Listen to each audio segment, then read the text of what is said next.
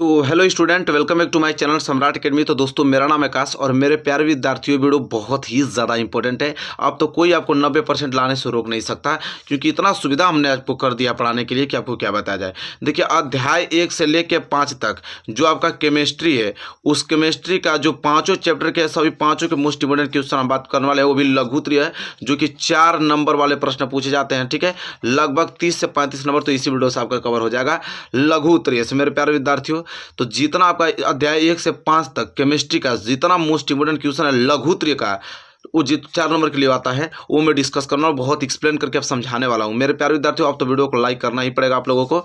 जल्दी से लाइक कर दीजिए, 1000 लाइक हमने इस वीडियो पर टारगेट रखा है। आई होप जरूर आप इसे पूरा करेंगे। मेरे प्यारे विद्यार्थियों, वीडियो को शेयर कर दीजिए और लग जाइए। 90% लाने के लिए कोई आपको रोक नहीं सकता है।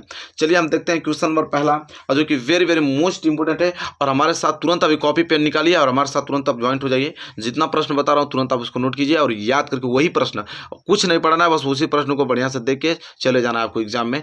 कोई आपको फेल नहीं कर सकता, इस बात की गारंटी मैं लेता हूं। चलिए क्वेश्चन नंबर फर्स्ट देखते हैं। चलिए देखिए, लिखा हूं मैं लघुत्तरीय प्रश्न पहला स्टार्ट हो गया। यहां से वेरी वेरी मोस्ट इंपोर्टेंट है। पहला जो है, आपको किसी कीमत पे ही तैयार करके जाना है कि संतुलित रासायनिक समीकरण क्या है और रासायनिक समीकरण को संतुलित करना क्यों आवश्यक है। बहुत ही ज्यादा इंपॉर्टेंट है। और देखिए, तो जानते हैं कि संतुलित रासायनिक समीकरण क्या है और रासायनिक समीकरण को संतुलित करना क्यों आवश्यक है। उत्तर लिखेंगे हम लोग कि संतुलित रासायनिक समीकरण वह है जिसके दोनों ओर प्रत्येक तत्व के कुल परमाणुओं की संख्या समान होती है, लगभग सभी रासायनिक अभिक्रिया द्रव्यमान संरक्षण के नियम का पालन करती है, अतः रासायनिक समीकरण को संतुलित करना आवश्यक है। मेरे प्यारे विद्यार्थियों, देखिए, संतुलित रासायनिक समीकरण ये कहता है कि जैसे दो या दो से अधिक अभिकारक मिलकर एक उत्पाद बनाते हैं, तो जितने अभिकारक मिलकर उत्पाद बनाएंगे तो अभिकारकों का कुल द्रव्यमान और उत्पादों के कुल द्रव्यमान के योग के बराबर होगा, तभी उसे हम कहेंगे संतुलित रासायनिक समीकरण। कह रहा है कि लगभग सभी रासायनिक अभिक्रिया द्रव्यमान संरक्षण के नियम का पालन करता है। जितने भी अभिक्रिया होता है ना, द्रव्यमान संरक्षण का नियम का ही पालन करता है, क्योंकि द्रव्यमान संरक्षण नियम ये कहता है कि द्रव्यमान को न तो नष्ट किया जा सकता न तो उत्पन्न किया जा सकता है। द्रव्यमान हर केस में समान रहता है। तो इसीलिए भाई, अभिक्रिया में जो अभिकर्मक जो मिलकर उत्पाद बनाते हैं, तो अभिकर्मकों का कुल द्रव्यमान उत्पादों के कुल द्रव्यमान के योग के बराबर होता है, तभी वो आपका संतुलित रासायनिक समीकरण कहलाता है। नहीं होता है तो उसको आप बराबर करना पड़ता है। ठीक है, तो समझ में आ गया आप लोगों को ना। चलिए, very most important question number पहला था और आई होप आपको सारी चीजें डिटेल में समझ में आ गया होगा और अच्छे से इसको लिख के नोट कर लीजिए। यहां से प्रश्न बनना तय है। चलिए क्वेश्चन नंबर दूसरा, जो कि very very most important question है, जो कि आपको तैयार करके जाना है, क्या है कि विस्थापन अभिक्रिया से आप क्या समझते हैं, उदाहरण दीजिए। वेरी वेरी मोस्ट इंपोर्टेंट, विस्थापन अभिक्रिया से क्या आप क्या समझते हैं, उदाहरण देकर समझाना है। तो देखिए, उत्तर लिखेंगे कि वह रासायनिक अभिक्रिया जिसमें अधिक क्रियाशील तत्व कम क्रियाशील तत्व की यौगिक से कम क्रियाशील तत्वों के परमाणुओं को विस्थापित कर स्वयं ग्रहण कर लेता है, विस्थापन अभिक्रिया कहलाता है। मेरे प्यारे विद्यार्थी, वेरी वेरी मोस्ट इंपोर्टेंट है आप लोगों का क्वेश्चन है। तो कह रहा है कि विस्थापन अभिक्रिया क्या होता है, वह रासायनिक अभिक्रिया जिसमें अधिक क्रियाशील वाला तत्व हमेशा कम क्रिया वाले तत्वों को क्या करेगा, अपने से उसको विस्थापित कर देगा। ठीक है, उसको बोलते हैं विस्थापन अभिक्रिया। एग्जाम्पल में इतना अच्छा समझाऊंगा पूरा क्लियर हो जाएगा। जैसे लोहा है, लोहा कापर सल्फाइड के साथ आप लोगों का मिक्सिंग कर रहा है, ठीक है, अभिक्रिया कर रहा है। तो लोहा देखिए, कापर से अधिक अभिक्रियाशील है ना, तो कापर को विस्थापित करके कापर को अलग कर देगा और SO4 के साथ अपने साथ यहाँ पे संयोग कर देगा। तो देखिए, यहाँ पे आपका आयरन सल्फेट और कापर को अलग कर दिया, यहाँ पे आयरन सल्फेट के साथ अपना अभिक्रिया करके कापर को अलग कर दिया। तो वही कह रहा है कि वह रासायनिक अभिक्रिया जिसमें अधिक अभिक्रियाशील वाला तत्व कम अभिक्रियाशील वाला तत्व को विस्थापित कर दे, उसे हम विस्थापन अभिक्रिया कहते हैं। बहुत ज़्यादा इंपॉर्टेंट है मेरे प्यारे विद्यार्थियों, इस क्वेश्चन को रट जाना है आप लोगों को। Question number 3, very very most important question number 3 क्या है कि रासायनिक अभिक्रिया किसे कहते हैं, उदाहरण सहित स्पष्ट कीजिए। अब ये हमसे पूछा रासायनिक अभिक्रिया किसे कहते हैं। ठीक है, तो चल देखते हैं रासायनिक अभिक्रिया किसे कहते हैं। कह रहा है कि अभिक्रिया के कारण होने वाले रासायनिक परिवर्तन के आधार पर, अभिक्रिया के कारण होने वाले रासायनिक परिवर्तन के आधार पर रासायनिक अभिक्रियाओं को निम्नलिखित वर्गों में वर्गीकृत किया जा सकता है। ठीक है, किस वर्ग में वर्गीकृत किया जा सकता है, देखिए। तो पहला है आपका संयोजन या संकलन अभिक्रिया। क्या है संयोजन या संकलन अभिक्रिया, तो देखिए देखते हैं। रासायनिक, हमसे पूछा है रासायनिक अभिक्रिया किसे कहते हैं। ठीक है, तो यहाँ देखते हैं संयोजन या संकलन अभिक्रिया। संयोजन अभिक्रिया में एक से अधिक अभिकर्मक परस्पर संयुक्त होकर एकल उत्पाद निर्मित करते हैं। ठीक है, संयोजन अभिक्रिया में एक से अधिक अभिकर्मक परस्पर संयुक्त होकर एकल उत्पाद निर्मित करते हैं। उदाहरण के तौर पे आप देख सकते हैं कि कैल्शियम ऑक्साइड जल के साथ तीव्रता से अभिक्रिया करके बुझे हुए चूने मतलब कैल्शियम हाइड्रोक्साइड का निर्माण करके अधिक मात्रा में ऊष्मा उत्पन्न करता है। ठीक है, कह रहा है कि संयोजन अभिक्रिया में एक से अधिक अभिकर्मक परस्पर मतलब संयोग करके एक ही उत्पाद बनाएगा। जैसे में आप देख रहे हैं कैल्शियम ऑक्साइड यहाँ पे पानी है, दो अलग अलग यहाँ पे अभिकर्मक यहाँ पे ज्वाइंट होकर केवल एक उत्पाद बना रहा है, भुजा हुआ चूना कैल्शियम हाइड्रोक्साइड बना रहा है। तो ऐसा अभिक्रिया को संयोजन या संकलन अभिक्रिया करते हैं। ठीक है, क्लियर हो गया। चलिए मेरे प्यारे विद्यार्थियों, नेक्स्ट क्वेश्चन की तरफ। Question number 4 very most important question क्या है कि निम्न अभिक्रियाओं के लिए संतुलित रासायनिक समीकरण लिखिए। ये जितना आपको अभिक्रिया दिखाई दे रहा है नीचे, सबके लिए हमें संतुलित रासायनिक समीकरण लिखना है। यहाँ पे कैल्शियम हाइड्रोक्साइड और कार्बन डाइऑक्साइड, और कैल्शियम हाइड्रोक्साइड कार्बन डाइऑक्साइड के साथ संयोग करके हमेशा कैल्शियम कार्बोनेट प्लस जल बनाता है। ठीक है, ये तो पहला हो गया। दूसरा करा कि जिंक अगर सिल्वर नाइट्रेट के साथ अभिक्रिया करके जिंक नाइट्रेट प्लस सिल्वर बनाता है। ठीक है, इसके बाद तीसरा कह रहा है कि एल्युमिनियम अगर कॉपर क्लोराइड के साथ अभिक्रिया करके एल्युमिनियम क्लोराइड प्लस कॉपर बनाता है। और चौथा कह रहा है कि barium chloride plus potassium sulphate मिलकर बेरियम सल्फेट तथा पोटेशियम क्लोराइड बनाता है। इन सभी का आपको इन अभिक्रिया जितना भी अभिक्रिया दिखाई दे रहा है इनका संतुलित रासायनिक समीकरण लिखना है। अब इन चारों को उत्तर में यहाँ लिखा हूँ, नोट कर लीजिए। पहला कि अगर यहाँ पे कैल्शियम हाइड्रोक्साइड है, कैल्शियम हाइड्रोक्साइड अगर कार्बन डाइऑक्साइड के साथ अभिक्रिया करेगा तो देखिए कैल्शियम कार्बोनेट बना रहा है और ये आपका जल बना रहा है। और ये अभिक्रिया है संतुलित रासायनिक अभिक्रिया में लिखा हूँ, बहुत अच्छे से जल्दी से नोट कीजिए। दूसरा आपका है जिंक। देखिए जिंक किसके साथ, सिल्वर नाइट्रेट के साथ अभिक्रिया कर रहा है। जिंक सिल्वर नाइट्रेट के साथ अभिक्रिया करके देखिए जिंक नाइट्रेट बना रहा है यहाँ पे, और क्या बना रहा है, सिल्वर बना रहा है अलग। और ये भी आपका संतुलित रासायनिक समीकरण नोट कीजिए। तीसरा आपका एल्युमिनियम। देखिए एल्युमिनियम किसके साथ, कॉपर सल्फेट के साथ। एल्युमिनियम कॉपर क्लोराइड सल्फेट नहीं, एल्युमिनियम कॉपर क्लोराइड के साथ अभिक्रिया करके एल्युमिनियम क्लोराइड प्लस देखिए कॉपर बना रहा है। ये तीसरा है आपका संतुलित रासायनिक समीकरण। जल्दी जल्दी नोट कीजिए आप लोग। Question number 4 barium chloride. देखिए बेरियम क्लोराइड किसके साथ, K2SO4 मतलब पोटेशियम सल्फेट के साथ अभिक्रिया करके BSO4 मतलब बेरियम सल्फेट और आपका KCl मतलब कि पोटेशियम क्लोराइड बनाता है। और ये भी आपका संतुलित रासायनिक समीकरण में ही लिखा गया है। ठीक है, तो यहाँ से प्रश्न बनना तय है मेरे प्यारे विद्यार्थियों। एक भी प्रश्न छोड़िएगा मत, पूरा का पूरा प्रश्न करके आप चले आएंगे एग्जाम में, कोई भी दिक्कत नहीं होगा। चलिए आगे हम बढ़ेंगे। अगला प्रश्न देखिए वेरी वेरी मोस्ट इंपोर्टेंट है। चलिए अगला प्रश्न है प्रश्न नंबर 5वां कि क्या होता है जब केवल रासायनिक समीकरण लिखना है। ठीक है, क्या होता है जब लेड नाइट्रेट को गर्म करते हैं तो क्या होता है। पहला चीज़ है हमको सिर्फ इसका रासायनिक समीकरण लिखना है कि जब लेड नाइट्रेट को गर्म करते हैं तो क्या होता है। और दूसरा नाइट्रिक अम्ल और कैल्शियम हाइड्रोक्साइड से अभिक्रिया करता है तो क्या होता है। और दूसरा है कि निम्नलिखित रासायनिक समीकरण को संतुलित कीजिए। ये जो आपको दिया है ए और बी, इसको संतुलित रासायनिक समीकरण में लिखना है। तो चलिए सबसे पहले हम लोग पहला उत्तर देखेंगे कि क्या होता है केवल रासायनिक समीकरण कि लेड नाइट्रेट को अगर गर्म करते हैं तो देखिए मेरे प्यारे विद्यार्थियों, पहला कि लेड नाइट्रेट को जैसे ही हम गर्म करेंगे तो लेड ऑक्साइड में चेंज हो जाता है। ठीक है, पहली बात है इसको नोट कर लीजिए, पूरा का पूरा यहाँ तक नोट कर लीजिए कि लेड नाइट्रेट है, इसको गर्म करेंगे तो लेड ऑक्साइड में चेंज हो जाता है। पूरा अभिक्रिया लिख लीजिए। केवल रासायनिक समीकरण बोला था इसलिए हम केवल रासायनिक समीकरण ये लिखे हैं। ठीक है, फिर बी था कि नाइट्रिक अम्ल और कैल्शियम हाइड्रोक्साइड से अभिक्रिया करता है। तो देखिए कैल्शियम हाइड्रोक्साइड और नाइट्रिक अम्ल ये दोनों आपस में अभिक्रिया करता है तो क्या बनाता है। ठीक है, कैल्शियम नाइट्राइड, ठीक है, और जल और हाइड्रोजन ऑक्साइड बनाता है। तो इसको बस रासायनिक समीकरण लिखना था, तो यहाँ से पूरा पूरा रासायनिक समीकरण लिख लीजिए। दूसरा है कि निम्नलिखित रासायनिक समीकरण को संतुलित करना था। यहाँ पे MnO2 प्लस KCl मिलकर MnCl2 प्लस H2 और Cl2 बना रहा है। तो इसको हमें रासायनिक मतलब संतुलित रासायनिक समीकरण, यह असंतुलित है, इसको संतुलित में करना था। तो देखिए दूसरा का पहला MnO2 4HCl MnCl2 plus 2H2 plus Cl2। यहाँ पे आप लोगों को परमाणुओं की संख्या, आप द्रव्यमानों की संख्या बिल्कुल बराबर है, आप देख सकते हैं। देखिए Mn तो उसमें भी Mn। क्लोराइड कितना इसमें, यहाँ पे क्लोरीन 2 है तो इसमें भी आपका क्लोरीन 2 और यहाँ पे क्लोरीन 2 2 4, तो यहाँ पे भी क्लोरीन आपका 4 है। मतलब बिल्कुल आपका संतुलित रासायनिक समीकरण में लिखा गया है, जल्दी से नोट कर लीजिए। और इसके बाद था कि दूसरा था कि Fe प्लस H2 लोहा और पानी मिलकर ऊष्मा बनाता है। ठीक है, लोहा और पानी मिलकर यहाँ पे Fe3O4 प्लस H2 बनाता है। तो इसका आप संतुलित रासायनिक समीकरण लिखेंगे यहाँ पे 3Fe प्लस 4H2 मिलकर 3 और Fe3O4 प्लस H2 4H2 बना रहा है। ठीक है, तो यहाँ पे मैंने बता दिया आप लोगों को, यह जो है रासायनिक समीकरण बस संतुलित करना था, हमने संतुलित कर दिया है। प्रश्न number 6 very very most important प्रश्न नंबर 6 है, जल्दी से इसको नोट कीजिए। कह रहा है कि अपघटन अभिक्रिया क्या होता है, कोई 2 उदाहरण लिखिए। वेरी वेरी मोस्ट इंपोर्टेंट है, अपघटन अभिक्रिया क्या होता है, कोई 2 उदाहरण दीजिए। तो लिखेंगे आंसर कि वियोजन या अपघटन अभिक्रिया। देखिए अपघटन अभिक्रिया को ये वियोजन अभिक्रिया कहते हैं, ठीक है। तो आंसर लिखेंगे कि वियोजन अभिक्रिया वह है जिसमें एकल अभिकारक टूटकर एक से अधिक उत्पाद उत्पन्न करते हैं, ठीक है। अभिकारकों को तोड़ने के लिए उष्मा, प्रकाश या विद्युत उस ऊर्जा की आवश्यकता होती है। कह रहा है कि वियोजन अभिक्रिया वो होता है कि जिसमें केवल एक अभिकर्मक रहेगा और वो एक अभिकर्मक अगर गर्म करेंगे आप, चाहे विद्युत से चाहे उसे उष्मा से, तो वो अलग अलग दो अलग अलग उत्पादों में विभक्त हो जाएगा। उसी को हम वियोजन या अपघटन अभिक्रिया कहते हैं, ठीक है। देखिए कह रहा है कि आगे यहाँ तक हो गया ना, आगे है कि ये अभिक्रिया अनुकर्मणीय होता है, अतः यह अभिक्रिया निम्न प्रकार होती है। देखिए ऊष्मीय अपघटन से कर सकते हैं, विद्युत अपघटन से कर सकते हैं, ठीक है।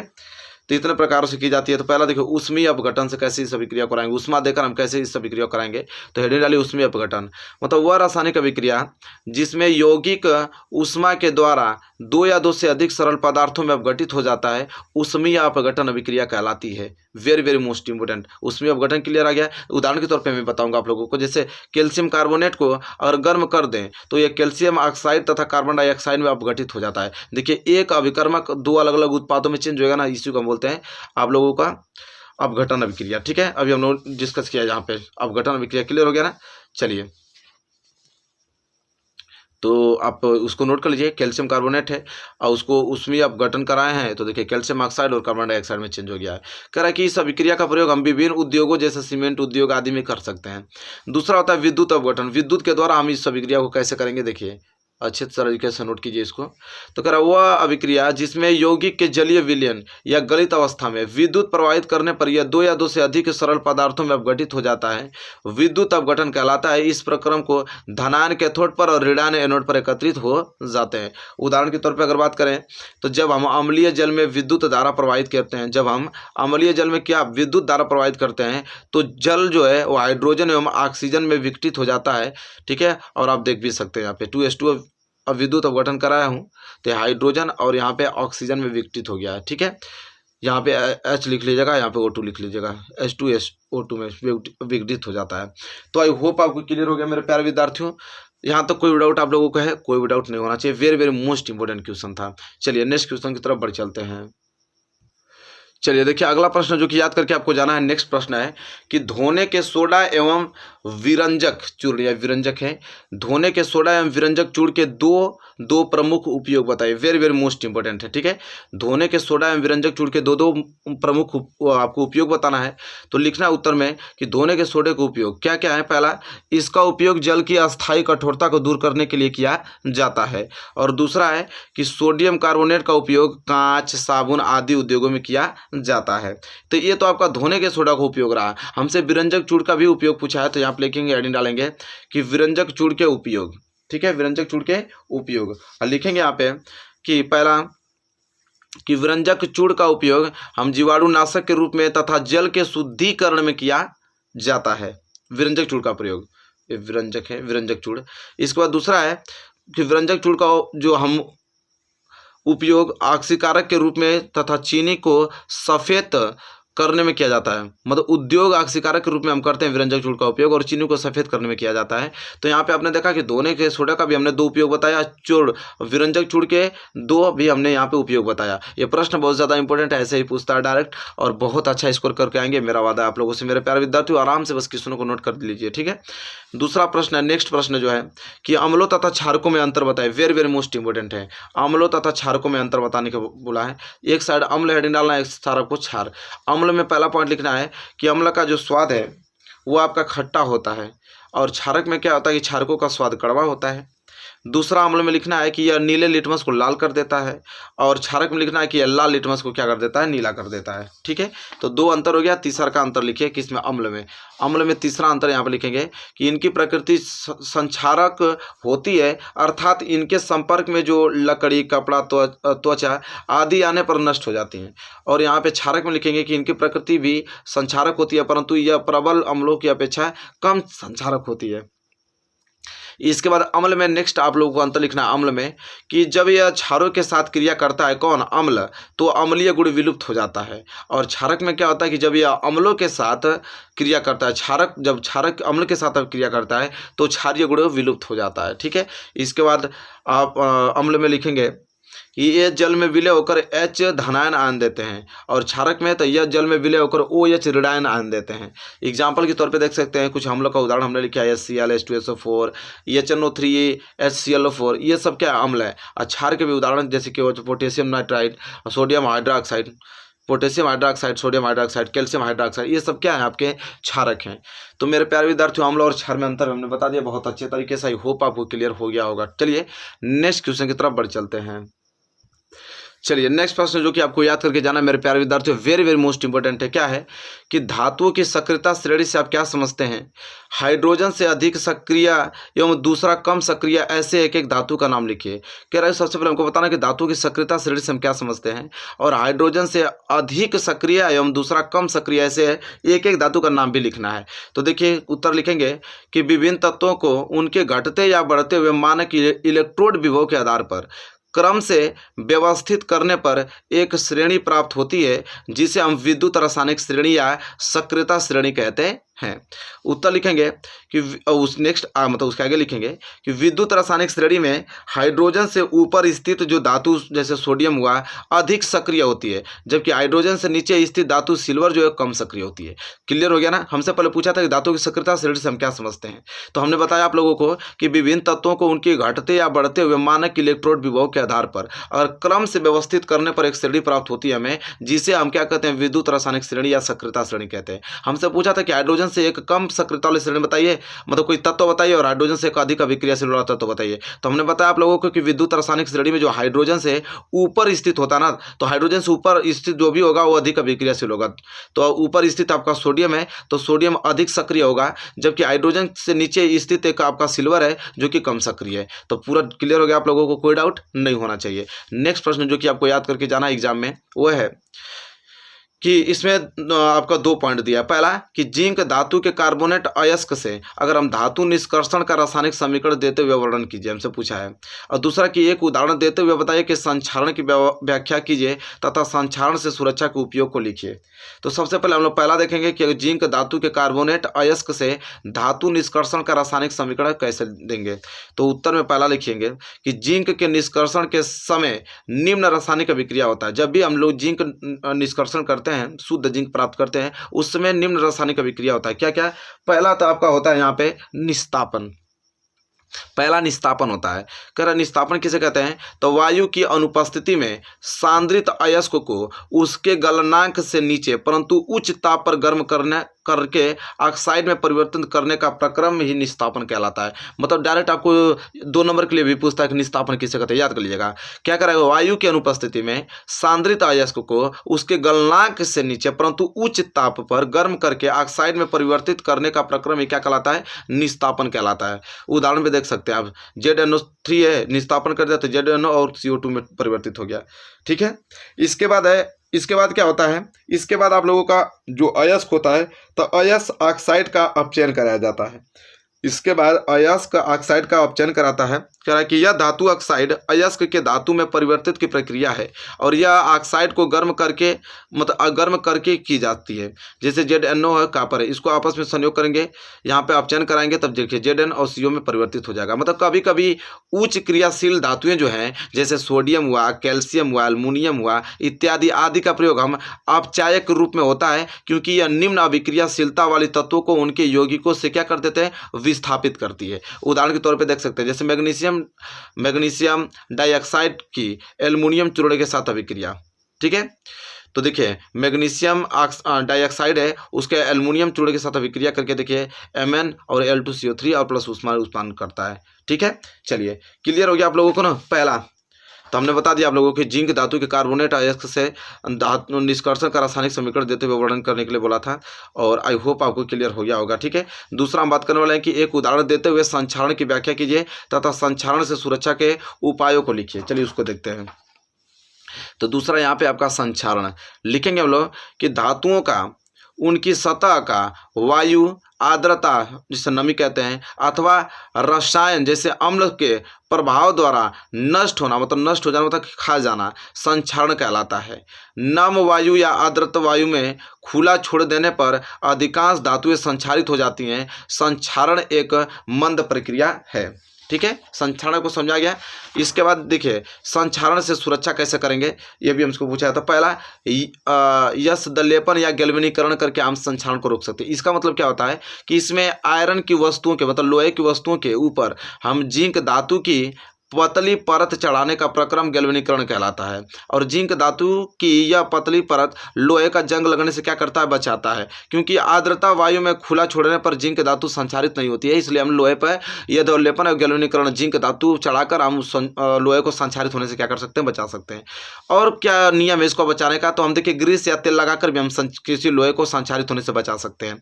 जैसे हेडिंग डालिए ग्रीस या तेल लगाकर। जब ग्रीस या तेल को लोहे की वस्तुओं की सतह पर लगा देते हैं तो नमी इसके संपर्क में नहीं आती है, जिससे लोहे जो है जंग से सुरक्षित हो जाता है। और तीसरा रंगाई करके भी हम संचारित होने से बचा सकते हैं। जैसे धातु का सतह को किसी अम्ल अवरोधक रंग से अगर रंगाई करने पर धातु जो है वायु या किसी विलयन से प्रभाव से क्या होती है, वह बच जाती है। तो क्लियर हो गया ना आप लोगों को, संक्षारण क्या उसके बचने का उपाय भी बता दिया। चलिए क्वेश्चन नंबर तीसरा, वेरी मोस्ट इम्पोर्टेंट। इसके आगे वाला जो प्रश्न है बहुत ज़्यादा इंपॉर्टेंट है। कैसे है देखिए कि उभयधर्मी ऑक्साइड क्या होते हैं, दो उभयधर्मी ऑक्साइडों के उदाहरण दीजिए। वेरी मोस्ट इंपोर्टेंट, हमसे पूछा है कि उभयधर्मी ऑक्साइड क्या होते हैं, दो उभयधर्मी ऑक्साइडों के उदाहरण दीजिए। तो देखिए हम लोग आराम से लिखेंगे कि देखिए एल्युमिनियम ऐसी धातु है जो उभयधर्मी ऑक्साइड बनाती है, अर्थात यह ऑक्साइड अम्ल तथा क्षार दोनों की प्रकृति रखती है। जो अम्ल तथा क्षार दोनों की प्रकृति रखता है उसको हम क्या कहते हैं, उभयधर्मी ऑक्साइड कहते हैं।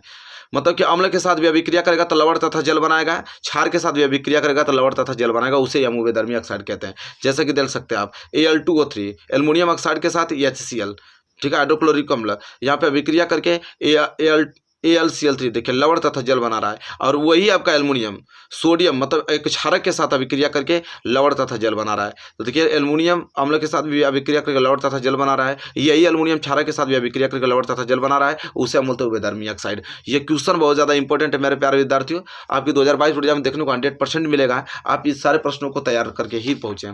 चलिए नेक्स्ट प्रश्न की तरफ बढ़ेंगे। वेरी मोस्ट इंपोर्टेंट नेक्स्ट है आपका अगला प्रश्न, जो कि आपको याद करके जाना है कि विद्युत रासायनिक श्रेणी की सहायता से धातुओं द्वारा अम्लों से हाइड्रोजन विस्थापित करने की क्षमता किस प्रकार ज्ञात करते हैं, उदाहरण सहित कीजिए, स्पष्ट कीजिए। वेरी मोस्ट इंपोर्टेंट है कि विद्युत रासायनिक श्रेणी की सहायता से जो धातुओं द्वारा अम्लों से हाइड्रोजन विस्थापित करने की क्षमता जो है वो किस प्रकार ज्ञात करते हैं, उदाहरण देकर समझाना स्पष्ट। देखिए उत्तर कैसे लिखेंगे कि विद्युत रासायनिक श्रेणी सक्रियता श्रेणी में जो धातुएं हाइड्रोजन से ऊपर स्थित होती हैं वे अम्लों से हाइड्रोजन गैस विस्थापित करती है। कह रहा है कि जो विद्युत रासायनिक श्रेणी सक्रियता में जितने भी धातुएं हाइड्रोजन से अगर ऊपर होंगी वह अम्लों से हाइड्रोजन गैस को क्या करती हैं, विस्थापित करती हैं। तथा श्रेणी में धातुओं का स्थान जितना ऊपर होता है उसकी अम्लों से क्रिया करके हाइड्रोजन विस्थापित करने की क्षमता भी क्या होती है, उतनी ही अधिक होती है।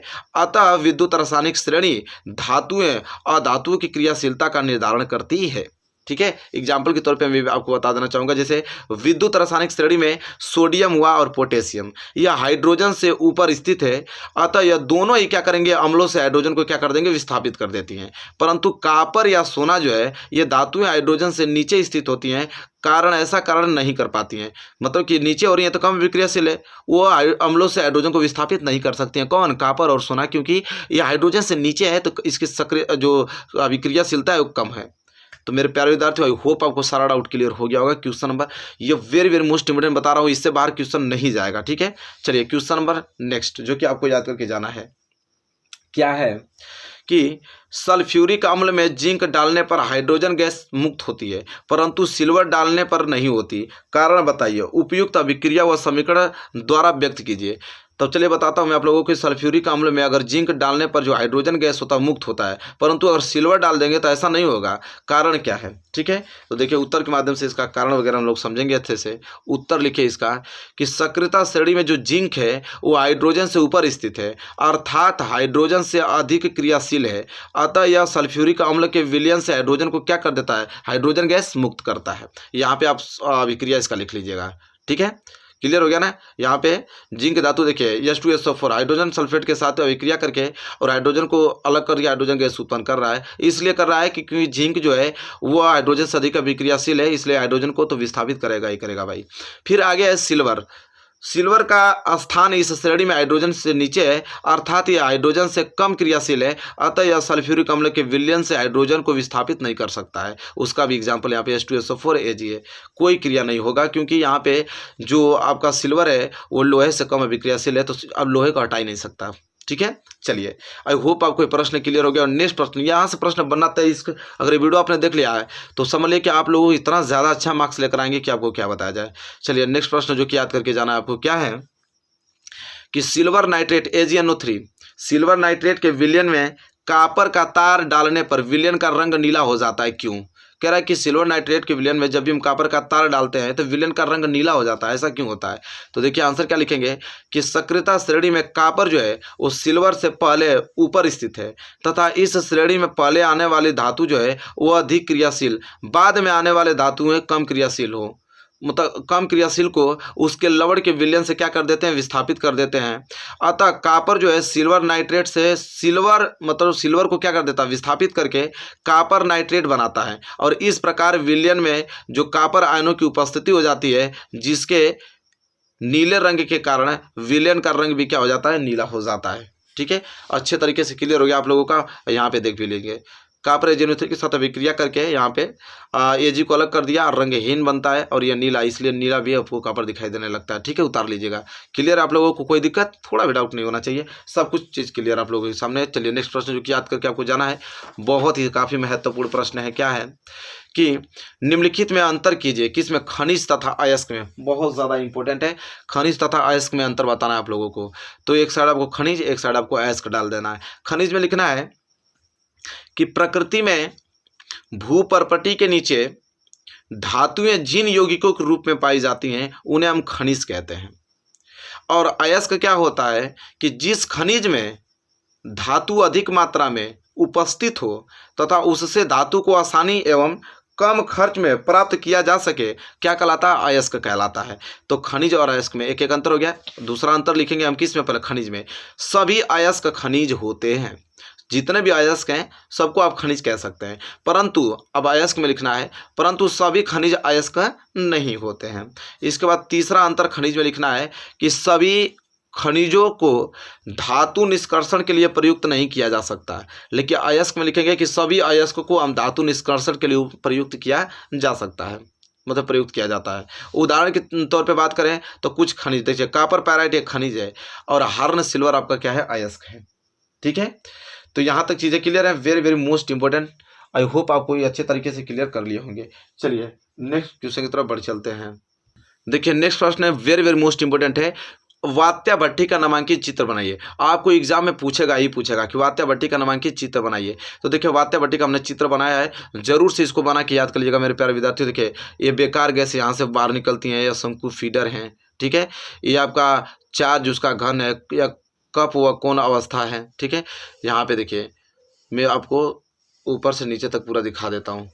देखिए ये आपको बनाना ही पड़ेगा किसी कीमत पे। यह धातु माले होता है, पिघली धातु हैं। ये वात्या भट्टी का नामांकित चित्र है मेरे प्यारे विद्यार्थियों, किसी कीमत पे इस चित्र बना लीजिएगा, ये बोर्ड एग्जाम में आना तय है। ठीक है, तो वात्या भट्टी का नामांकित चित्र बनाइए। तो आई होप जब भी एग्जाम में आएगा तो आप इसको आसानी से करके आएंगे, मुझे मालूम है। ठीक है, बहुत ज़्यादा इंपॉर्टेंट है। इसी प्रकार आपको आता है बेसमर परिवर्तक का नामांकित चित्र बनाइए। बेसमर परिवर्तक का नामांकित चित्र देखिए इसी तरह बनता है। यह सभी व्यर्थ गैसें बाहर निकल रही हैं, यह बेसमर परिवर्तक है। इसमें गर्म वायु आती हैं, इसमें गलित मेट इसमें पड़े हुए हैं, यह ट्वेयर है। ठीक है, तो यह आपका बेसमर परिवर्तक का नामांकित चित्र मैं तो आपको नीचे से दिखा देता हूं ऊपर तक।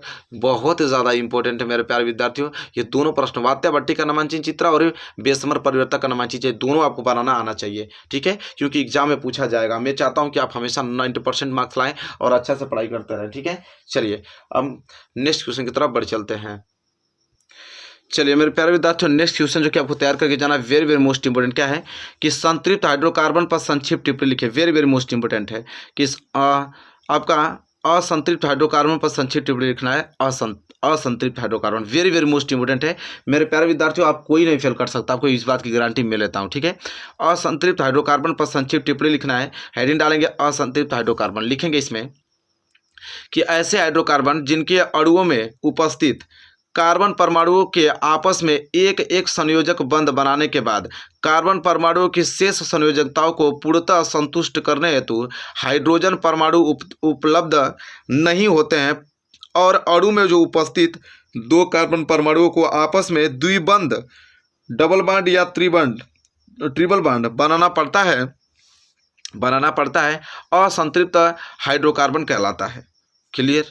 ठीक है, ये आपका असंतृप्त हाइड्रोकार्बन समझ में आ गया आप लोगों को कि ऐसे हाइड्रोकार्बन जिनके अणुओं में उपस्थित कार्बन परमाणु के आपस में संयोजकता बंध बनाने के बाद अगर कार्बन परमाणु की शेष संयोजकता को अगर पूर्णतः संतुष्ट करने हेतु हाइड्रोजन परमाणु उपस्थित नहीं होते हैं और अणु में उपस्थित दो कार्बन परमाणु को अगर आपस में डबल बॉन्ड या ट्रिपल बॉन्ड बनाना पड़े तो वह संतृप्त हाइड्रोकार्बन कहलाता है। क्लियर है ना? देखिए मैं दिखा देता हूँ, जल्दी से इसको नोट कीजिए। असंतृप्त हाइड्रोकार्बन बहुत ज़्यादा इंपॉर्टेंट है एग्जाम के दृष्टिकोण से। इसके बाद नेक्स्ट प्रश्न आपको याद कर जाना है कि संतृप्त तथा असंतृप्त हाइड्रोकार्बनों से आप क्या समझते हैं, उदाहरण द्वारा स्पष्ट कीजिए। वो तो आपका असंतृप्त था ना, अब दोनों साथ में ही पूछ लेता है कि संतृप्त तथा असंतृप्त हाइड्रोकार्बनों से आप क्या समझते हैं, तो सेम उत्तर देंगे हम लोग संतृप्त हाइड्रोकार्बन। असंतृप्त हम लोग देख लिए ना, तो उसको नोट कर लीजिएगा। हम बस मैं आप लोगों को संतृप्त हाइड्रोकार्बन बता देता हूँ। कह रहा कि वे हाइड्रोकार्बन जिनके अणुओं में उपस्थित कार्बन परमाणुओं में से प्रत्येक की चारों संयोजकताएं एकल बंधों द्वारा संतुष्ट होती हैं संतृप्त हाइड्रोकार्बन कहलाती है। मतलब कि सिंपल ये बात है, संतृप्त हाइड्रोकार्बन मतलब सिंगल बॉन्ड से उसके अणु जुड़े रहेंगे परमाणुओं, और जो डबल बॉन्ड और ट्रिपल बॉन्ड से जो जुड़ा होता है वो असंतृप्त हाइड्रोकार्बन कहलाता है। बस अंतर यही है और कुछ नहीं। ठीक है, उदाहरण के तौर पर आप देख सकते हैं यहाँ पे यह मेथेन है, सिंगल बॉन्ड से जुड़ा हुआ है, ये आपका एथेन है या प्रोपेन, सभी सिंगल बॉन्ड से जुड़े हैं, ये सभी आपको संतृप्त हाइड्रोकार्बन कहलाएंगे। ठीक है, चलिए इसका जो सामान्य सूत्र होता है वो होता है CnH2n+2 होता है। ठीक है, ये भी नोट कर लीजिएगा। चलिए नेक्स्ट क्वेश्चन जो कि वेरी वेरी मोस्ट इंपॉर्टेंट है, जो कि याद करके आपको जाना है एग्जाम में, क्या है कि समजातीय श्रेणी क्या है, उदाहरण के साथ समझाइए। वेरी वेरी मोस्ट इंपॉर्टेंट कि समजातीय श्रेणी क्या है, उदाहरण के साथ समझाना है। तो उत्तर कैसे लिखेंगे कि कार्बनिक यौगिकों का वह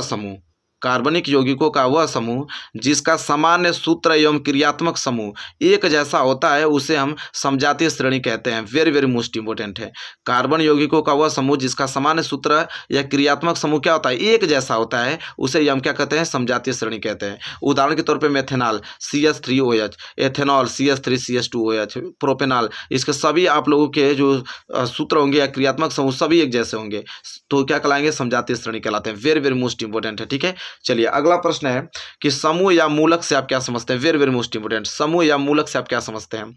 तो उत्तर लिखेंगे कि कार्बनिक यौगिक प्रायः दो भागों से मिलकर बने होते हैं, प्रत्येक भागों को समूह या मूलक कहते हैं। माना कि कोई यौगिक RX है, इसके दो भाग निम्नवत होंगे, इसके बाद दो, तो देखिए R और X, तो देखिए R ऋणात्मक और X, प्रथम भाग जिसको हम एल्किल मूलक कहते हैं और द्वितीय भाग जो X है उसको अभिक्रियात्मक समूह कहते हैं। ठीक है, क्लियर है, कोई डाउट नहीं होना चाहिए। चलिए अगला प्रश्न, निम्नलिखित का IUPAC नाम लिखना है। जो प्रश्न 2 है बहुत ज़्यादा इंपॉर्टेंट है, इसका IUPAC नाम लिखना है। तो आराम से देखिए CH3 single bond CH2 single bond CH2 फिर सिंगल बॉन्ड Cl, तो ये जो आपको कहलाएगा ये होता है आपका क्लोरोप्रोपेन। ठीक है, मैं एक वीडियो आपको बना दूंगा IUPAC नाम से, कोई दिक्कत नहीं है, लेकिन फिलहाल इसको नोट कर लीजिए। ये वाला कहलाता है आपका क्लोरोप्रोपेन। ठीक है, और ये वाला दूसरा जो आपको दिखाई दे रहा है इसको प्रोपेन 2 कहते हैं, प्रोपेन 2 ये दोनों रट जाइएगा। ठीक है, फिलहाल मैं आप लोगों की वीडियो बना दूंगा, उसमें क्लियर समझ में आ जाएगा कि IUPAC नाम कैसे कर्ण करते हैं। ठीक है, question next question very very most important है, क्या होता है जबकि एथेनोइक अम्ल निम्नलिखित के साथ अभिक्रिया करता है। कह रहा है कि क्या होता है जब एथेनोइक अम्ल अगर एथेनॉल के साथ सोडियम हाइड्रोक्साइड और सोडियम कार्बोनेट के साथ अभिक्रिया करेगा तो क्या होगा। ठीक है, तो सिंपल इसका आप लोगों का अभिक्रिया समीकरण लिखना था, तो तीनों नोट कर लीजिए। ठीक है, वेरी वेरी मोस्ट इंपोर्टेंट, जल्दी से आप इसको नोट कर लीजिए। एथेनोइक अम्ल अगर एथेनॉल के साथ अभिक्रिया करेगा तो ये बनाएगा। ठीक है, और एथेनोइक अम्ल अगर सोडियम हाइड्रोक्साइड के साथ अभिक्रिया करेगा तो ये बनाएगा। अगर वही एथेनोइक अम्ल किसके साथ, सोडियम कार्बोनेट के साथ अभिक्रिया करेगा तो ये बनाएगा। ठीक है, तीनों नोट कर लीजिए, very very most important question है, रट जाइएगा मेरे प्यारे विद्यार्थियों। ठीक है, चलिए नेक्स्ट प्रश्न जो कि आपको याद करना है कि निम्नलिखित परिवर्तक किस प्रकार करेंगे, केवल रासायनिक समीकरण दीजिए और मेथेन से एथेन हम कैसे प्राप्त करेंगे। ठीक है, ये चीज़ very very most important question है। तो देखिए लिखेंगे उत्तर कि मेथेन की सूर्य के मंद प्रकाश में क्लोरोफिल क्रिया करने पर मेथिल क्लोराइड प्राप्त होती है। ठीक है, यहाँ पे समीकरण लिख लीजिएगा। अब हम क्या करेंगे कि आपको मिथेन क्लोराइड है CH3Cl, उसके सोडियम के वुड्स अभिक्रिया द्वारा एथेन प्राप्त करते हैं। देखिए यहाँ से इसको नोट कर लीजिए, अभिक्रिया को समीकरण को। देखिए यहाँ पे एथेन प्राप्त हो रहा है। तो very very most important question है। इससे ज़्यादा मोस्ट इंपोर्टेंट ये वाला प्रश्न है कि हाइड्रोजनीकरण क्या है, हाइड्रोजनीकरण क्या है, इसका औद्योगिक अनुप्रयोग क्या है। वेरी वेरी मोस्ट इंपोर्टेंट है। तो देखिए लिखेंगे कि असंतृप्त हाइड्रोकार्बन श्रृंखला में हाइड्रोजन के योग को हाइड्रोजनीकरण कहते हैं। असंतृप्त हाइड्रोकार्बन श्रृंखला में हाइड्रोजन के योग को हम क्या कहते हैं, हाइड्रोजनीकरण कहते हैं। और यह क्रिया उत्प्रेरक की उपस्थिति में कराई जाती है। यह क्रिया उत्प्रेरक की उपस्थिति में कराई जाती है। आप इसको नोट कर लीजिएगा। फिर कह रहा है कि हाइड्रोजनीकरण का उपयोग हम असंतृप्त वसा तेल को संतृप्त वसा वनस्पति घी बनाने वाले उद्योगों में हम करते हैं। ठीक है, आप देख सकते हैं खाद व तेल है, इससे हम वनस्पति घी हमने बनाया है। तो हाइड्रोजनीकरण अभिक्रिया के द्वारा ही हमने ये सब किया है। क्लियर है। चलिए नेक्स्ट प्रश्न जो कि आपको याद करके जाना वेरी वेरी मोस्ट इंपोर्टेंट है कि प्रतिस्थापन अभिक्रिया पर संक्षिप्त टिप्पणी लिखिए।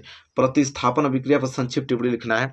तो एडी डालेंगे प्रतिस्थापन अभिक्रिया वे अभिक्रिया जिनमें किसी कार्बनिक अणु के किसी एक या एक से अधिक परमाणु या परमाणु समूह का किसी अन्य परमाणु समूह के द्वारा प्रतिस्थापन हो जाता है और प्रतिस्थापन अभिक्रियाएं कहलाती हैं। उदाहरण के तौर पर अगर बात करें, जैसे मेथेन की क्रिया हम अगर सूर्य के धुंधले प्रकाश की उपस्थिति में क्लोरीन से कराने पर उसके एक एक करके चारों हाइड्रोजन और क्लोरीन द्वारा प्रतिस्थापित हो जाता है। ठीक है, देख सकते हैं अभिक्रिया। वेरी वेरी मतलब ये प्रश्न इतने ज़्यादा मोस्ट इंपोर्टेंट है ना, यहाँ से प्रश्न बनना तय है और कोई आपको यहाँ से फेल नहीं कर सकता है। ठीक है, आई होप क्लियर हो गया होगा। चलिए नेक्स्ट प्रश्न, दहन पर संक्षिप्त टिप्पणी लिखिए। पूछेगा कि दहन किसे कहते हैं। ठीक है, वेरी वेरी मोस्ट इंपोर्टेंट। तो क्या लिखेंगे कि आपने सभी अपरूपों में कार्बन ऑक्सीजन में दहन करके उष्मा प्रकाश एवं कार्बन डाइऑक्साइड देता है। अधिकांश कार्बनिक जो यौगिक भी दहन पर प्रचुर मात्रा में उष्मा एवं प्रकाश मुक्त करते हैं, उसे हम क्या दहन कहते हैं। बहुत ज़्यादा सिंपल है यह प्रश्न, आराम से 4 नंबर आप यहाँ से उठा पाएंगे। ठीक है, अगला प्रश्न है कि साबुन क्या है, इसके बनाने की रासायनिक अभिक्रिया लिखे। वेरी वेरी मोस्ट इंपोर्टेंट है। साबुन क्या है, इसके बनाने की आपको रासायनिक अभिक्रिया लिखना है। या तो इस प्रश्न को इस प्रकार भी पूछता है कि साबुनीकरण पर संक्षिप्त टिप्पणी लिखिए। तो देखिए मेरे प्यारे विद्यार्थियों, कैसे उत्तर देंगे इसका कि उच्च अणुभार वाले मोनोकार्बोक्सिलिक अम्लों के सोडियम तथा पोटेशियम लवण साबुन कहलाते हैं। तो तेलों और वसाओं के तनु सोडियम हाइड्रोक्साइड तथा पोटेशियम हाइड्रोक्साइड द्वारा जल अपघटन प्राप्त किए जाते हैं और इस क्रिया को हम क्या कहते हैं, साबुनीकरण कहते हैं। सिंपल।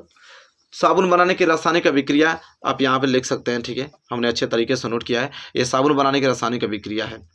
ठीक है मेरे प्यारे, जल्दी से आप इसको नोट कीजिए डायग्राम को। इसके बाद आगे है प्रश्न कि एथिल एल्कोहल से एथिलीन कैसे प्राप्त करोगे। वेरी वेरी मोस्ट इंपोर्टेंट है। कह रहा है यहाँ पे कि एथिल एल्कोहल से एथिलीन कैसे प्राप्त करोगे। तो देखिए मेरे प्यारे विद्यार्थियों, कैसे लिखेंगे आप कि एथिल एल्कोहल को हम सांद्र सल्फ्यूरिक अम्ल के साथ कम से कम 160 से 170 डिग्री सेल्सियस पे अगर गर्म कर दें तो एथिलीन प्राप्त हो जाता है। ठीक है, देख सकते हैं यहाँ पे 100 डिग्री सेल्सियस 160 से 170 डिग्री सेल्सियस पे यहाँ पे हमें एथिलीन प्राप्त हो गया। ठीक है, तो आई होप क्लियर हो गया होगा आप लोगों को। और नेक्स्ट प्रश्न की तरफ बढ़ेंगे। नेक्स्ट प्रश्न है कि निम्नलिखित यौगिकों के संरचनात्मक सूत्र लिखना है। जैसे प्रोपेन टुआल, ये तीनों बहुत महत्वपूर्ण है, तीनों नोट कीजिए अभी। प्रोपेन टुआल, दूसरा डाईऑक्सी प्रोपेनॉल अम्ल, पेंटेन जो होता है, ठीक है, पेंटेनॉल, यह तीनों का डायग्राम। पहला का प्रोपेन टुआल के लिए यह आपका 2 डाईऑक्साइड प्रोपेनॉल अम्ल के लिए है, या आपका पेंटेनॉल के लिए, तीनों के लिए है। आप लोगों का संरचनात्मक सूत्र लिखना था, ये आराम से नोट कर लीजिए। तीनों बहुत ज़्यादा महत्वपूर्ण है, रट जाइएगा, एग्जाम में आपको देखने को जरूर मिलेगा। नेक्स्ट प्रश्न है कि मिशेल पर संक्षिप्त टिप्पणी लिखिए। या तो पूछेगा कि साबुन की सफाई प्रक्रिया को मिशेल अवधारणा के आधार पर क्या कीजिए, समझाइए। तो चलिए भाई देखते हैं। यहाँ लिखेंगे कि साबुन के निर्मलीकरण पर संक्षिप्त टिप्पणी। ठीक है, अच्छे तरीके से देखने वाले इस प्रश्न को, वेरी मोस्ट इंपोर्टेंट है। कह रहा है कि साबुन के अणु ऐसे होते हैं कि जिनके दोनों सिरों के विभिन्न गुणधर्म होते हैं और जल में विले एक सिरे को जलरागी कहते हैं तथा हाइड्रोकार्बन में विले दूसरे सिरे को जल विरागी कहते हैं। जब साबुन जल की सतह पर होता है तब उसके अणु क्या करते हैं, अपने को इस प्रकार व्यवस्थित कर लेते हैं कि जो इसका आयनिक सिरा होता है वो जल के अंदर होता है और जबकि जो हाइड्रोकार्बन पूछ दूसरा छोर होता है वो जल के बाहर होता है। जल के अंदर इन अणुओं की एक विशेष अवस्था होती है और ऐसा अणुओं का बड़ा गुच्छा बनने के कारण होता है, जिसमें जलविरागी पूछ गुच्छे के आंतरिक हिस्से में होती है, जबकि उसका जो आयनिक सिरा होता है वो गुच्छे की सतह पर होता है। और इस संरचना को हम क्या कहते हैं, मिसेल कहते हैं। और मिसेल के रूप में साबुन जो होता है वो स्वच्छ करने में सक्षम होता है, साफ करने में सक्षम होता है, क्योंकि जो तैलीय मैल मिसेल के केंद्र में एकत्र हो जाता है और मिसेल विलयन में आपका कोलाइड के रूप में बने रहते हैं, तथा जो आयन विकर्षण के कारण वे जो अपेक्षित नहीं होते हैं। इस प्रकार मिसेल में तैरने पर मैल आसानी से आपको हटाए जा सकते हैं। वेरी वेरी मोस्ट इंपोर्टेंट आपको प्रश्न था और ये प्रश्न क्लियर हो गया होगा मेरे प्यारे विद्यार्थियों। ठीक है, चलिए ये प्रश्न वेरी वेरी मोस्ट इंपोर्टेंट है और इसको आपको तैयार करके किसी कीमत पे ही आपको जाना है। अगला प्रश्न है इलेक्ट्रॉन बिंदु संरचना लिखना है, तीनों का, ये तीनों रट जाइएगा, एथेनोइक अम्ल का, H2S का, ठीक है, और प्रोपेनॉल का और F2 का। ये जितने भी आपको चार दिखाई दे रहे हैं इलेक्ट्रॉन बिंदु संरचना। चलिए पहला एथेनोइक अम्ल के लिए आप लोग इलेक्ट्रॉन बिंदु संरचना लिख सकते हैं। देखिए ये आपका क्या एथेनोइक अम्ल, जल्दी से बना लीजिए, एक वीडियो सेपरेट वीडियो लूंगा, अलग से वीडियो बता दूंगा कि कैसे इलेक्ट्रॉन बिंदु संरचना लिखते हैं। ठीक है, बस आपको ये जानना चाहिए कि कार्बन में परमाणु जो पारिकोष में इलेक्ट्रॉन संख्या 8 होना चाहिए। देखिए कार्बन है तो 2 2 4 2 6 2 8, हाइड्रोजन की संयुक्ता 2 है तो देखिए हाइड्रोजन हमेशा 2 2 लेगा। इतना बस आपको करना है, इसके बाद मैं आप लोग को डिटेल में समझा दूंगा। ठीक है, बस लेकिन प्रश्न को रट जाइएगा, यही प्रश्न बार बार रिपीटेशन होते हैं, तो इस प्रश्न को रट के इसका संरचना बनाना सीख जाइए। दूसरा है हाइड्रोजन सल्फाइड को, उसका संरचना लिखना है, तो हाइड्रोजन सल्फाइड के लिए यह है। तीसरा आपका है प्रोपेनॉल के लिए, प्रोपेनॉल के लिए यह है, या तो इस तरह भी आप इसको लिख सकते हैं। ठीक है, चलिए प्रोपेनॉल के था और यह फ्लोरीन अणु का तो F2 होता है सिंपल, उसमें कोई इसका इलेक्ट्रॉन संरचना नहीं लिख सकते हैं। ठीक है, ये तो F2 ही रहेगा। इसके बाद जो अगला प्रश्न है वेरी वेरी मोस्ट इंपोर्टेंट, क्या है कि कार्बन की चतुष्फलकीय प्रकृति पर टिप्पणी लिखे। वेरी वेरी मोस्ट इंपोर्टेंट कि कार्बन की चतुष्फलकीय प्रकृति पर टिप्पणी लिखिए, या तो इस प्रश्न को इस प्रकार पूछता है कि कार्बन की संयोजकता पर टिप्पणी लिखिए। तो चलिए देखते हैं यहाँ पे कैसे लिखेंगे इसका उत्तर, कि कार्बन जो है परमाणु की चारों संयोजकताएं एक ही समतल में समान रूप से 90 डिग्री के कोण पर वितरित नहीं होती। ली बेल तथा वांट हाफ 1874 ईस्वी के अनुसार यदि कार्बन परमाणु को किसी समचतुष्फलक के केंद्र पर स्थित माना जाए तो इसकी चारों संयोजकताएं क्या कहलाती हैं, समचतुष्फलक के चारों शीर्षों को केंद्र से मिलाने वाली 4 सरल रेखाओं को प्रदर्शित करती हैं, मतलब करती हुई होती हैं। और इस प्रकार के किन्हीं भी 2 संयोजकताएं के बीच 109 और 28 का डिग्री का कोण होता है और कार्बन की चारों संयोजकताएं चित्रानुसार आकाश में वितरित होती है। चित्र देखिए, ठीक है, 109 और 28 की डिग्री को कोण वितरित है। 90 डिग्री पे आप लोगों का यह सिरा बना हुआ है, यह आपका मीथेन है। ठीक है, सुविधा के लिए कार्बन की चारों संयोजकताएं समतल, मतलब सुविधा के लिए कार्बन की चारों संयोजकता को इस द्वारा हम क्या करते हैं, प्रदर्शित करते हैं, लेकिन रियल फैक्चुअल में ये इस चीज़ से जुड़ी होती हैं। ठीक है, लेकिन हम लोग इसको दर्शाने के लिए हम लोग इस प्रतीक का इस्तेमाल करते हैं कि इसकी संयोजकता 4 होती है। ठीक है, एक्चुअली में यह इस प्रकार होता है। तो ये प्रश्न बहुत ज़्यादा इंपॉर्टेंट था मेरे प्यारे विद्यार्थियों। आई होप आप यहाँ तक तो पूरा क्लियर कर लिए होंगे, कोई भी डाउट आपको नहीं होगा। ठीक है, चलिए मेरे प्यारे विद्यार्थियों अगला प्रश्न वेरी वेरी मोस्ट इंपोर्टेंट है, क्या है कि एक तत्व M आवर्त सारणी के दूसरे समूह में है, उसके ऑक्साइड एवं क्लोराइड का सूत्र लिखिए। वेरी वेरी मोस्ट इंपोर्टेंट है।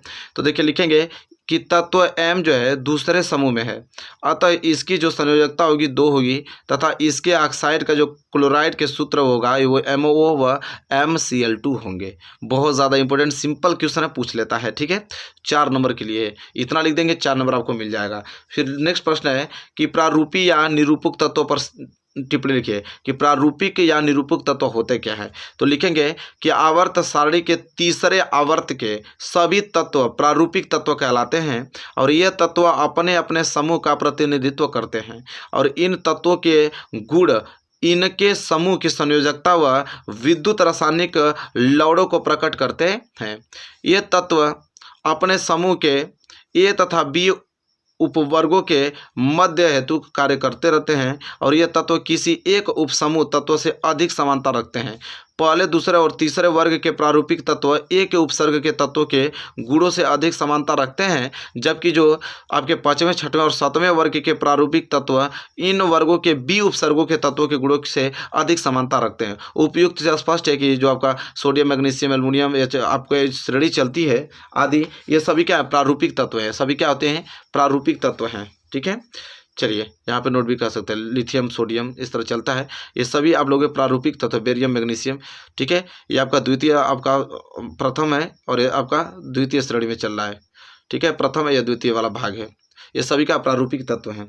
क्लियर। चलिए नेक्स्ट क्वेश्चन है कि मेंडलीफ का आवर्त नियम क्या है, इसकी व्याख्या कीजिए। Very very most important question है कि मेंडलीफ का आवर्त नियम लिखना है, ठीक है। तो देखिए लिखेंगे कि इस नियम के अनुसार तत्वों के भौतिक और रासायनिक गुण उनके परमाणु भारों के आवर्ती क्या होते हैं, फलन होते हैं। अर्थात आप ये कह सकते हैं कि तत्वों को उनके परमाणु भारों के बढ़ते क्रम में रखने पर समान गुणों वाले तत्व एक नियत अंतराल के बाद आते हैं, उसको कहते हैं मेंडलीफ का आवर्तन नियम। क्लियर हो गया। चलिए अगला प्रश्न जो कि आपको तैयार करके जाना है कि संक्रमण तत्वों पर संक्षिप्त टिप्पणी लिखिएगा। संक्रमण तत्व क्या होते हैं, very very most important question मैं करा रहा हूं आप लोगों को।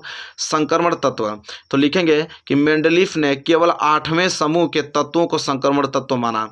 मेंडलीफ ने केवल 8वें समूह के तत्वों को संक्रमण तत्व माना, परंतु अब दीर्घाकार आवर्त सारणी में इस शब्द का प्रयोग उन सब तत्वों के लिए किया जाता है जो प्रारूपिक तत्वों से भिन्न भिन्न होते हैं।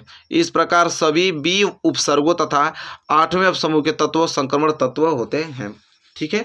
चलिए अगला प्रश्न जो कि आपको याद करके जाना वेरी वेरी मोस्ट इंपोर्टेंट है कि दीर्घाकार आवर्त सारणी द्वारा मेंडलीफ की संशोधित आवर्त सारणी के दोषों को किस प्रकार दूर किया गया है। बहुत ही ज़्यादा महत्वपूर्ण प्रश्न है। तो देखते हैं कि दीर्घाकार आवर्त सारणी द्वारा मेंडलीफ की आधुनिक संशोधित सारणी के बहुत से दोष दूर हो गए हैं। क्या क्या दोष दूर हुआ। तो पहला कि इस सारणी में प्रबल धात्विक तत्वों को संक्रमण तत्वों के बाईं ओर तथा प्रबल अधात्विक तत्वों को संक्रमण तत्वों के दाईं ओर रखा गया है। इसके बाद दूसरा दोष जो दूर हुआ कि मेंडलीफ की जो आवर्त सारणी में संक्रमण तत्व को अलग अलग स्थान पर रखा गया था, परंतु दीर्घाकार आवर्त सारणी में संक्रमण तत्वों को सारणी के मध्य में एक साथ रखे गए हैं, ठीक है। चलिए तो आपको समझ आ गया ना कि दीर्घाकार आवर्त सारणी द्वारा मेंडलीफ की संशोधित आवर्त सारणी के दोषों को किस प्रकार दूर किया गया। तो अच्छे तरीके से हमने आप लोगों को बता दिया। अगला प्रश्न जो कि आपको याद करके जाना वेरी मोस्ट इंपोर्टेंट है, क्या है कि विकर्ण संबंध पर संक्षिप्त टिप्पणी पूछता है। विकर्ण संबंध किसे कहते हैं। तो छोटा सा टॉपिक है कि आवर्त सारणी में दूसरे आवर्त के तत्व अगले समूह तथा तीसरे आवर्त के तत्वों के साथ गुणों में समानता प्रदर्शित करते हैं। चूंकि यह तत्व विकर्ण पर स्थित होते हैं, अतः इनके इस संबंध को हम क्या कहते हैं, विकर्ण संबंध कहते हैं। क्लियर हो गया। चलिए अगला प्रश्न वेरी मोस्ट इंपोर्टेंट है कि मेंडलीफ के आवर्तन नियम और आधुनिक आवर्तन नियम के अंतरों को लिखिए। वेरी वेरी मोस्ट इंपोर्टेंट है कि मेंडलीफ के आवर्तन नियम और आधुनिक आवर्तन नियम को अंतरों को लिखना है। तो चलिए देखते हैं। यहाँ पे लिखना है कि मेंडलीफ तथा आधुनिक आवर्त सारणी की तुलना। एक साइड आपको मेंडलीफ की आवर्त सारणी लिखना है और दूसरे साइड आधुनिक आवर्त सारणी लिखना है। तो पहला मेंडलीफ की आवर्त सारणी में पहला पॉइंट लिखेंगे कि तत्वों को उनके परमाणु भारों के वृद्धि क्रम में व्यवस्थित किया गया। और दूसरा पहला पॉइंट आधुनिक आवर्त सारणी में लिखना है कि तत्वों को उनके परमाणु क्रमांकों के वृद्धि क्रम में व्यवस्थित किया गया है। इसके बाद दूसरा पॉइंट लिखना है मेंडलीफ की आवर्त सारणी में कि इसमें 8 वर्ग हैं और प्रत्येक समूह को हम उपसमूह ए और बी में विभाजित किया गया है। और आधुनिक आवर्त सारणी में लिखेंगे कि इसमें 18 वर्ग हैं तथा समूह को उपसमूह में वर्गीकृत नहीं किया गया, ठीक है। इसके बाद लिखना है इसमें तीसरा का पॉइंट मेंडलीफ की आवर्त सारणी में कि अक्रिय गैसों के लिए कोई समूह निर्धारित नहीं किया गया, क्योंकि उस समय अक्रिय गैसों की खोज नहीं हुई थी। और आधुनिक आवर्त सारणी में लिखना है कि अक्रिय गैसों को समूह 18 में रखा गया। इसके बाद चौथा लिखना है मेंडलीफ की आवर्त सारणी में अंतर कि इस आवर्त सारणी में हाइड्रोजन का स्थान निश्चित था, लेकिन आधुनिक आवर्त सारणी में लिखा है कि इस आवर्त सारणी में हाइड्रोजन को प्रथम समूह तथा प्रथम आवर्त में रखा गया है। इसके बाद पांचवा अंतर देखेंगे मेंडलीफ की आवर्त सारणी का कि इस आवर्त सारणी में समस्थानिकों के लिए कोई स्थान नहीं था, लेकिन आधुनिक आवर्त सारणी में कि समस्थानिकों को उचित स्थान मिला। मतलब इस आवर्त सारणी में समस्थानिकों को उचित स्थान मिला था। लास्ट अंतर देखने वाले हैं तो लिखिए मेंडलीफ की आवर्त सारणी में लास्ट छठवां कि इस आवर्त सारणी में संक्रमण तत्वों को 7वें समूह में रखा गया और आधुनिक आवर्त सारणी में लिखेंगे कि इस आवर्त सारणी में संक्रमण तत्वों को दीर्घ आवर्तों के मध्य में रखा गया। मेरे प्यारे विद्यार्थियों, आई होप आपको क्लियर हो गया होगा। वेरी वेरी मोस्ट इंपोर्टेंट एक क्वेश्चन है। और मेरे प्यारे विद्यार्थियों, इसके बाद आप लोगों को केमिस्ट्री का जो 1 से 5 लेसन में लघुत्तर में तो कोई नहीं हरा सकता है, गारंटी मैं लेता हूँ। ठीक है, इस बात की गारंटी मेरी है। यहाँ तक अगर वीडियो आपने देखा है तो मेरे प्यारे विद्यार्थियों 100% मैं आपको बता देता हूँ, कोई आपको फेल नहीं कर सकता है। वीडियो आपको कैसे लगी बताइए। वीडियो अच्छी लगे तो प्लीज़ लाइक कीजिएगा, और चैनल पर नए तो चैनल को सब्सक्राइब करके बेल आइकन को प्रेस कर दीजिएगा। और मिलेंगे एक प्यारे से नेक्स्ट वीडियो में, तब तक के लिए धन्यवाद।